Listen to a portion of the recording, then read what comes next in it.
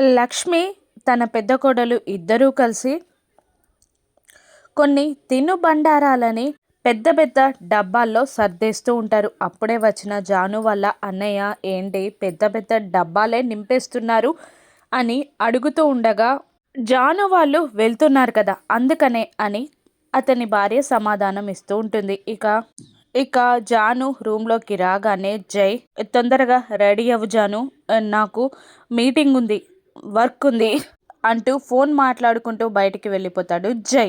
జాను భయపడుతూ ఉండగా పని మనిషి కాల్ చేస్తుంది.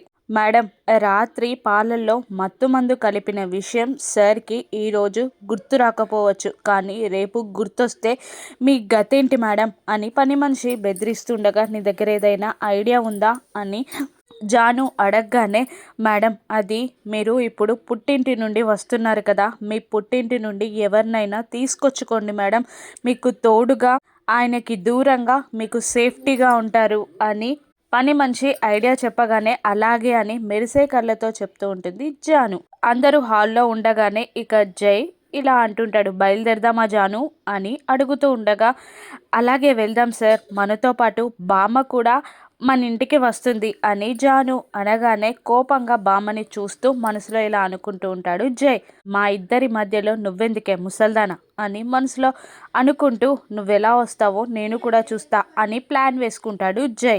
ఇక బయలుదేరడానికి అంతా సిద్ధమవుతూ ఉంటారు. ఇక స్వీట్ ఐటమ్స్ ఉన్న డబ్బాలని బామ్మ కార్ డిక్కీలో పెడుతుండగా అప్పుడే కార్ తీయడానికి జై వస్తాడు. కార్ వెనకాల ఉన్న బామ్మని చూసి, ముసల్దానా నీ సంగ చెప్తా, నాకు వస్తావా అని అంటూ వెళ్ళి కార్లో కూర్చొని కార్ వెనకాలే ఉన్న బామ్మని రివర్స్లో వచ్చి కార్తో గుద్దేస్తాడు జై. దాంతో బామ్మ కింద పడిపోతుంది. అమ్మో అయ్యో అని బామ్మ అరవడంతో బామ్మని తీసుకెళ్లి సోఫాలో పడుకోబెడతారు అందరూ. ఎలా ఉంది బామ్మ అని జాను అడుగుతూ ఉంటుంది. నొప్పులతో బాధపడుతూ ఉంటుంది బామ్మ. అప్పుడు జై, జాను బయలుదేరదామా, నాకు ఇంపార్టెంట్ మీటింగ్ ఉంది అని కావాలనే తొందర పెడుతూ ఉంటాడు. ఇక కోపంగా చూస్తుంది జాను. అప్పుడు శ్రీనివాస్ జానుని, వెళ్ళమ్మ జాను, అల్లుడు గారికి ఏవో మీటింగ్ ఉన్నాయంట కదా అనడంతో గతి లేక ఒంటరిగా జైతో బయలుదేరుతుంది జాను. ఇక ఇంటికి వచ్చాక జై జానుకి టార్చర్ చూపెడతాడా, జాను జైని ఎలా మార్చుకుంటుందో రాను ఎపిసోడ్స్లో చూద్దాం. Thank you for watching.